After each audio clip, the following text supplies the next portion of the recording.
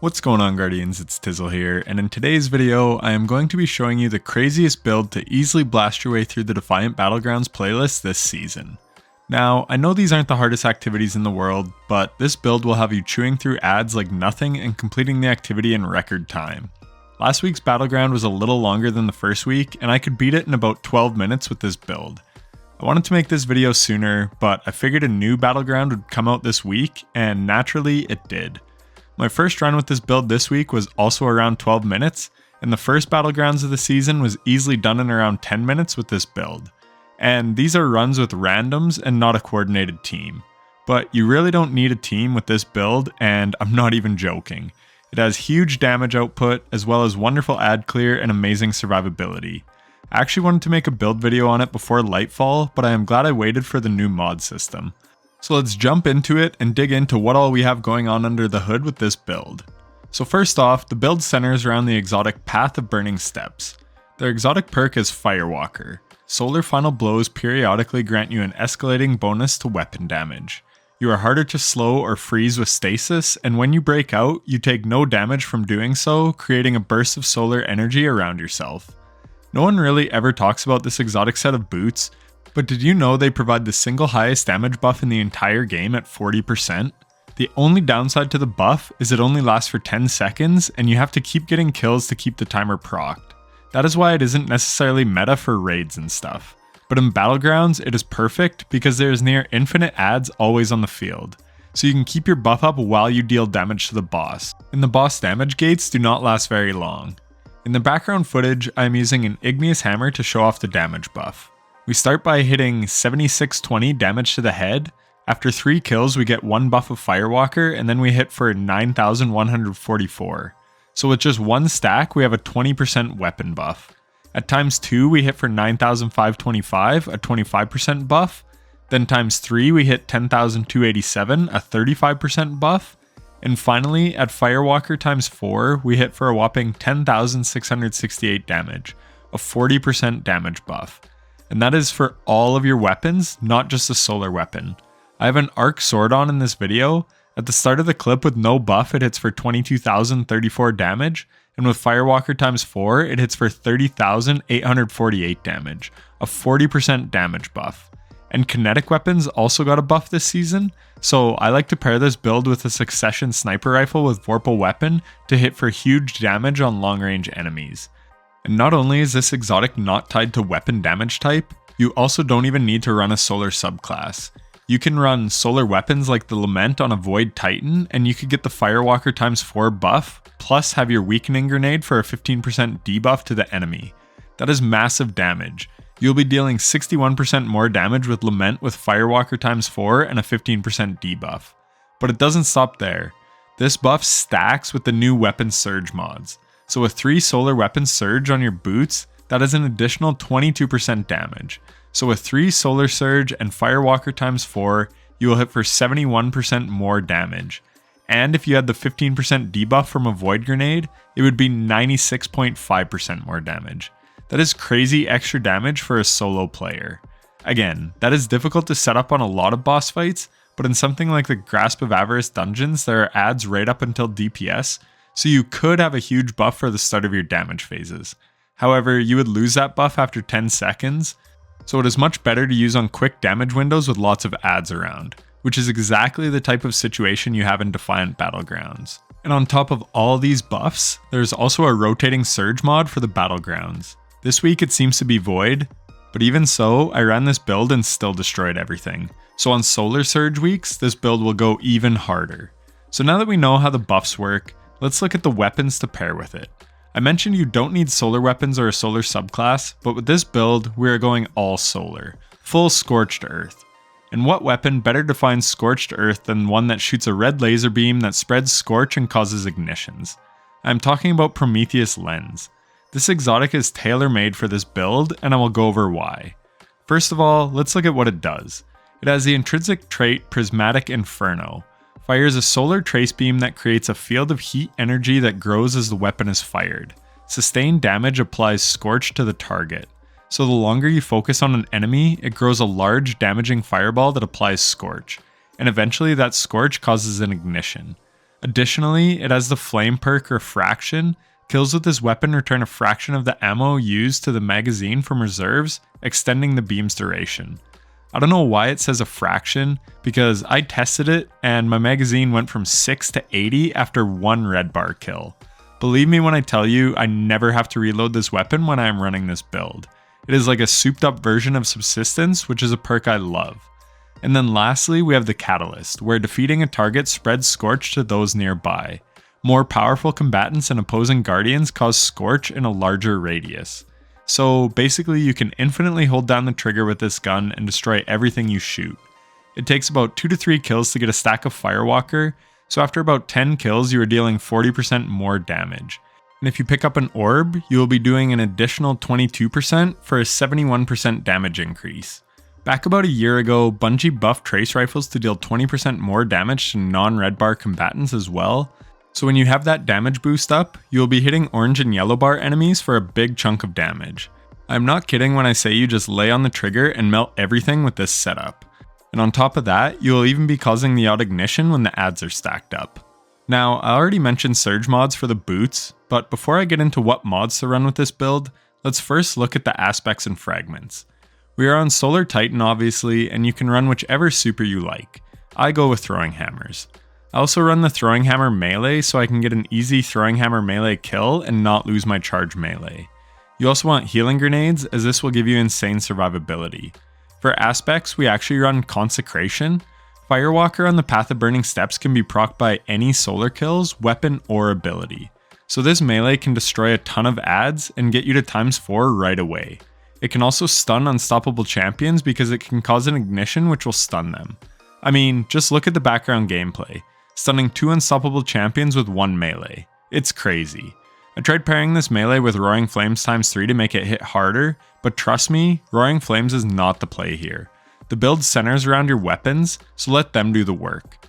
However, when we run Sol Invictus, this plays perfectly into the build. When you get a kill with Consecration, it will make a sunspot which scorches enemies.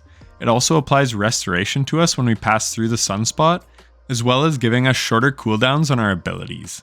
The biggest key here is giving us Restoration. This starts the whole invincibility loop.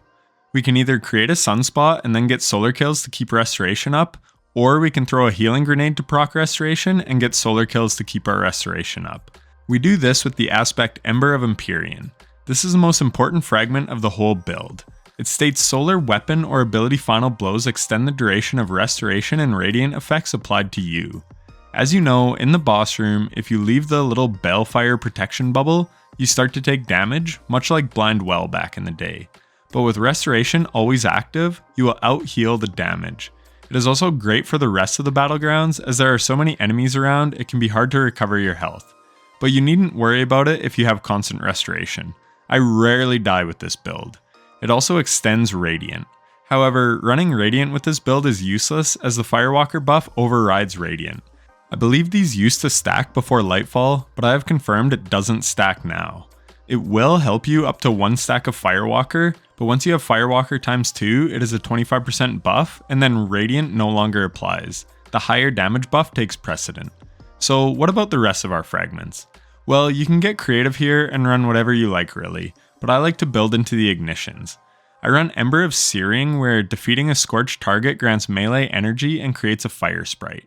Fire sprites give us and teammates grenade energy, so that is great. And then defeating scorched enemies for melee energy, well, we scorch basically everything with Prometheus Lens, so that means we are constantly getting melee energy back.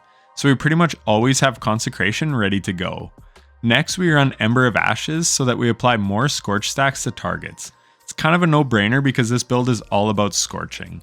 And lastly, we run Ember of Eruption so our solar ignitions have increased area of effect. Again, we can make ignitions with our Prometheus Lens and our melee ability, so this just makes for bigger booms. So now that we know the essence of the build, let's see how to juice it up even more with our armor mods. On the helmet we have Hands On to give us more super energy for melee kills. Again, Consecration destroys big waves of enemies, so why not get more super energy from it? That being said, I rarely pop my super with this build, as my weapons do more than enough to clear rooms in a hurry. We have Special Ammo Finder on because I usually run double special, And then of course we have Solar Siphon to allow our solar weapons to make orbs on multi-kills. I often make over 150 orbs in a Defiant Battleground run. On the arms we have Heavy Handed, where our powered melee final blows create an orb of power. This works with the Bonk Hammer or Consecration. It's very handy to do right off the rip to make an orb for Solar Weapon Surge and also to get Firewalker procced. We also have Impact Induction to reduce our grenade cooldown when we deal damage with a melee attack. This allows us to pretty much always have a healing grenade on hand in case we need it. And then we have Font of Vigor because why not? I run 70 strength with this build, and one stack of this takes it up by 30 to give us tier 10 strength. So we have a super fast melee cooldown, plus the melee energy back from the fragment Ember of Searing.